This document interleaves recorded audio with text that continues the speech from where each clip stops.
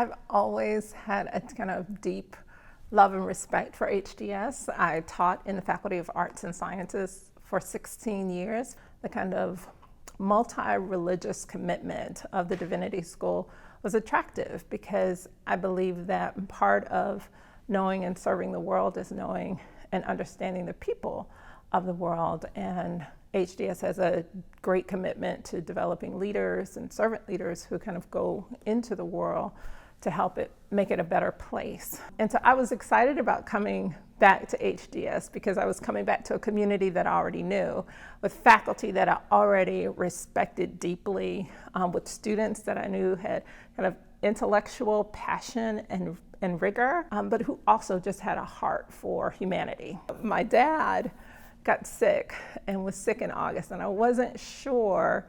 It was a great opportunity. I wasn't sure whether or not I should take advantage of it because being in Georgia, I was much closer to him in South Carolina. And so my dad said I should absolutely take the position. I remember Alan calling and saying, well, Claudine would like to talk to you Tuesday afternoon at 4 o'clock. Can you be available to talk to her? The phone rang and it was Claudine Gay, and she said, well, Marla, I wanted to be the first to congratulate you on a new position as Dean of Harvard Divinity School. I was still debating in my head, but she had named it, that it was going to happen.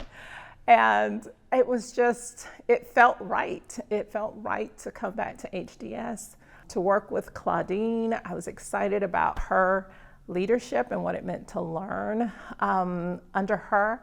It's been a point of great celebration and a point of great heartbreak, the transitions that have taken place this year. And so I am here still with a great confidence that this is exactly where I'm supposed to be, exactly for this time in history.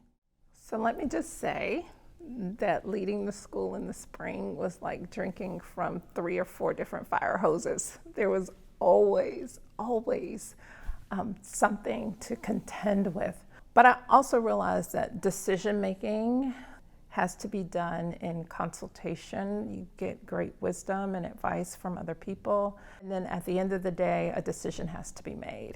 And the hope is that in hindsight, you'll look back and say that was the right decision, that was a good decision. But you don't always know in that moment. But you have to rely on the wisdom that you have, and you have to rely on the advice and the integrity of other people who have studied the concern alongside you. I hope for them what happened to me and for me in graduate school, which is that I am challenged beyond my own perceptions of reality, that all of the things that I just assumed to be kind of taken for granted are shaken up in graduate school. And then you have to figure out what you really believe, because you learn from all of these other traditions. Sometimes in talking about safe spaces, it allows people to get around and move away from having really hard conversations that challenge their taken for granted assumptions. And so the intellectual process is that kind of process. It's a challenging process. I was talking to a friend this weekend about how another friend came to my house once, he and his wife, and they looked at my stack of books on my counter when I was in graduate school.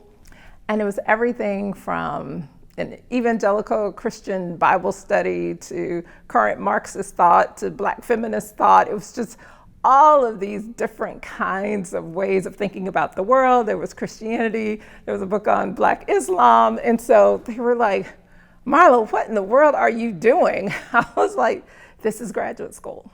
This is what graduate school looks like. It looks like reading across many different traditions and ideas, and then kind of coming to a constellation of those to figure out what is it that I really believe, because I've been exposed to all of these different ideas. And so I hope for our graduate school students that they are challenged.